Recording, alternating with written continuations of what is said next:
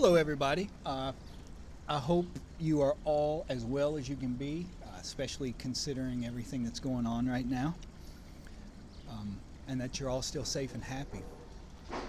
First, before I forget, a couple of things. I just wanted to say thank you to all you guys, Kate, Crystal, Ruth, everybody who got together and sent us all of the cleaning supplies and everything else that you sent. It has made a world of difference um, in getting through this quarantine. You know, things like cleaning supplies are uh, really, really hard to come by in New York right now.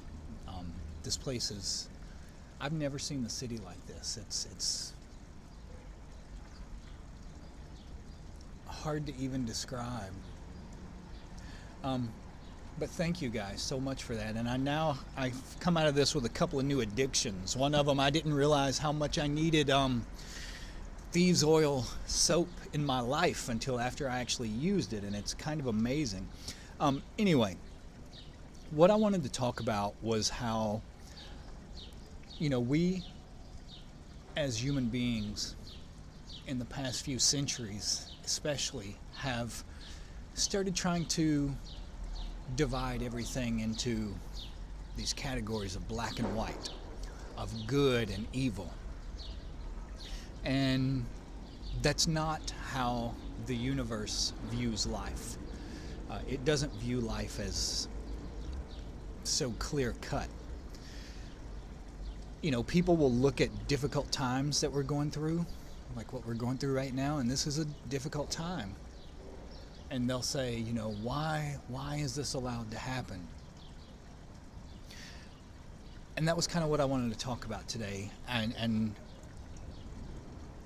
I guess what made me start thinking about it is next door to me is an old blind man. He's an old black guy. He's probably, I would say, in his late 60s, but he's completely blind. And on warm days, he comes out on the stoop of his apartment.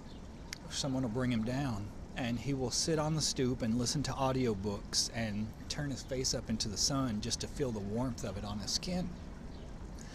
And one time he said, this was a couple of years ago, he said the word God, G-O-D, stands for generate, order, and destruction. Generation, order, and destruction. That word sort of encapsulates everything that the universe is doing, that it's this big cycle. First, it generates forms, it generates things, it generates energies. And then it orders those things, structures them all so that they are productive, constructive, lead to our growth and development. Well, what happens eventually is that when things become too ordered and there is no new energy brought into it, things start to stagnate. The universe does not want us to stagnate.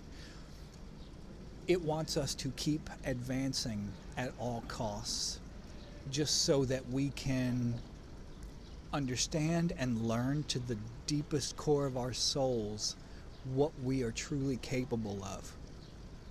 Sometimes whenever we start to stagnate, the universe throws this curveball at us that to us looks horrific because it destroys our order. But the universe doesn't see it as horrific or evil. It sees it as a way to prod us forward into making changes, into developing new habits, new routines, going in new directions, dealing with life in completely different ways so that we can start to generate again. I'm going to show you something. If you look right behind me, you see there used to be a building back there. I'm not sure how well you can see it with this camera, but there used to be a building back there. You would see it every day, and now it is rubble. A couple of days ago, they completely leveled a block-long building. This is kind of what's going on in the world right now. Before they could build that building was just an old burned out project.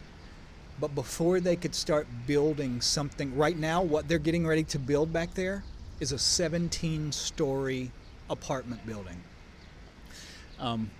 They could not build that brand new building until they destroyed the old one first.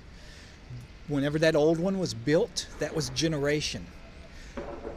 Whenever people moved in it, lived in there for years and years, that was order. It was doing what it was designed to do. But eventually it started to stagnate. The building itself started to degenerate. So they had to destroy it in order to create something new that's more beneficial to us. I honestly believe this is the same thing that's going on in the world right now. We are in alchemy, what they call the calcination stage, where everything gets reduced to ash. You know, that first stage when you burn everything down to its essential salts. That's sort of what we're going through in society right now, in the world in general, with everybody on lockdown. Doesn't mean it's easy. The divine is in all things. It is in destruction as much as it is in creation. It is in all things. That doesn't mean it's always going to be pleasant when we experience it.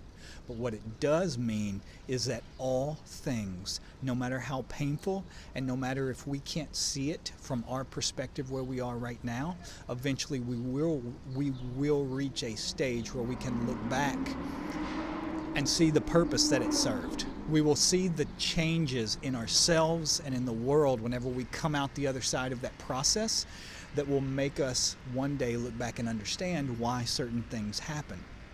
I've experienced that over and over my entire life, and I believe with all my heart and soul that that's also what we are going through right now. The world is in a calcination stage. When we come out of this, whenever it is, if it's May 1st or if it's July 1st, the world is not going to be the same. The world will never, we will never go back to the exact same world that we left behind. We are different because we have had this experience. So the world that we create after this, from this rubble, will be something new.